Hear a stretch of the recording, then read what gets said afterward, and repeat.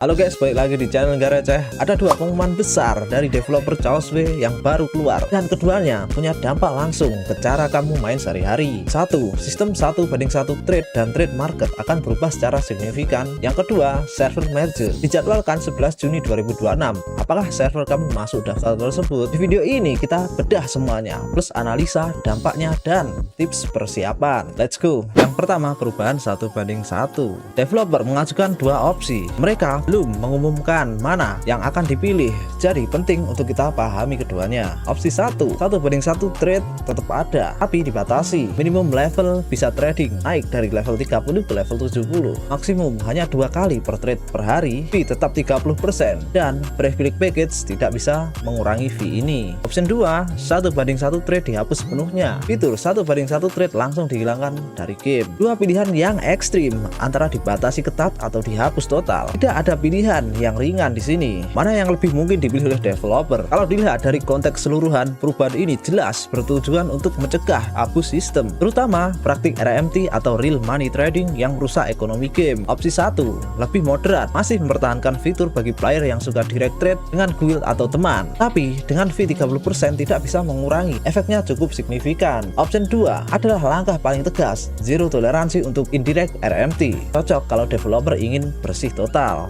Apapun yang dipilih oleh komunitas akan berpengaruh, terutama player yang selama ini mengadakan 1:1 trade untuk mendistribusikan item antar karakter atau teman satu guild. Sekarang perubahan yang lebih banyak, dan beberapa di antara justru kabar baik buat banyak player. Kita bahas satu persatu. Perubahan pertama, minimum level jual. Item di trade market naik dari level 30 ke level 70, tapi minimum level untuk beli tetap 30, tidak berubah. Artinya player baru masih bisa beli dari market, tapi belum bisa jual sampai level 70. Kedua, dan ini yang paling banyak dibicarakan, perubahan fee transaksi. Sebelumnya non privilege 50% fee dan privilege package 10% fee. Sesudah perubahan, non privilege turun drastis ke 25%. Ini kabar bagus buat majority player. Privilege package naik dari 10% menjadi 15%. Bagi player non privilege, ini perubahan yang sangat positif. Fee hampir setengahnya, tapi buat pemilik privilege package ada kenaikan 5% yang perlu dicatat. Ketiga, dynamic price selling dan floor system. Berdasarkan rata-rata harga transaksi 24 jam terakhir, rank sekitar kurang lebih 20%. Artinya,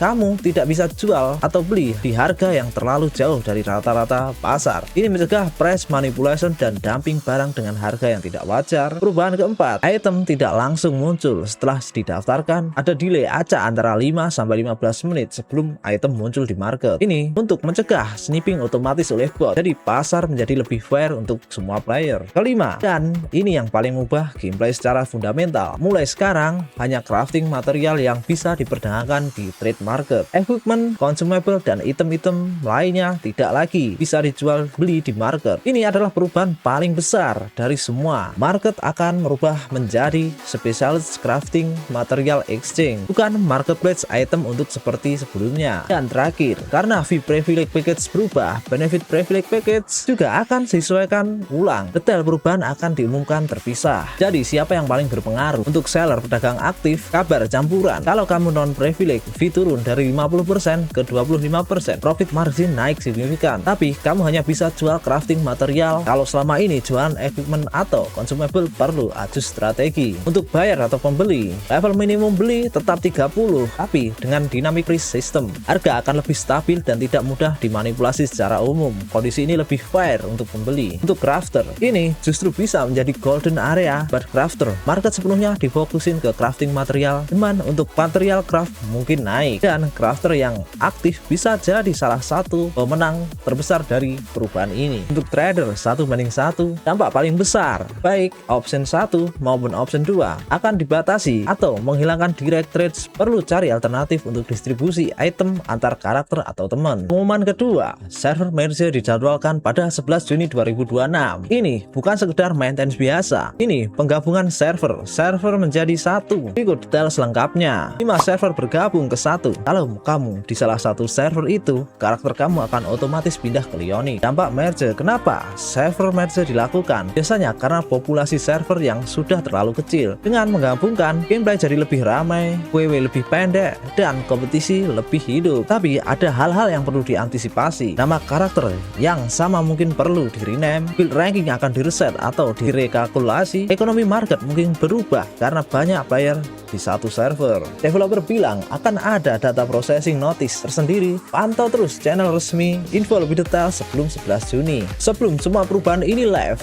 ini yang bisa kamu lakukan sekarang. Jual habis item non-crafting material yang ada di trade market setelah perubahan. Item itu tidak bisa diperdagangkan lagi. Jual item sebelum terlambat. Manfaatkan 1:1 trade sebelum diubah dan dihapus. Kalau ada item yang kamu berikan ke teman atau alternatif karakter, lakukan sekarang. Cek nama karakter di server tujuan merge. Kalau ada karakter lain dengan nama yang sama, siapkan diri untuk kemungkinan rename. Stok crafting material sebelum market berubah, kemungkinan harga akan naik saat demand meningkat pasca perubahan. Pantau terus Orfit Community. Pengumuman lebih lanjut detail privilege package benefit terbaru dan detail teknis merge belum diumumkan secara lengkap. Oke, itu dia semua yang perlu kamu tahu. Dua pengumuman besar Chaos W ini. Ringkasannya, 1:1 trade akan diubah, entah dibatasi ketat option 1 atau dihapus total option 2. Trade market fee non privilege turun dari 50% ke 25%, kabar bagus. Privilege package fee naik 10% ke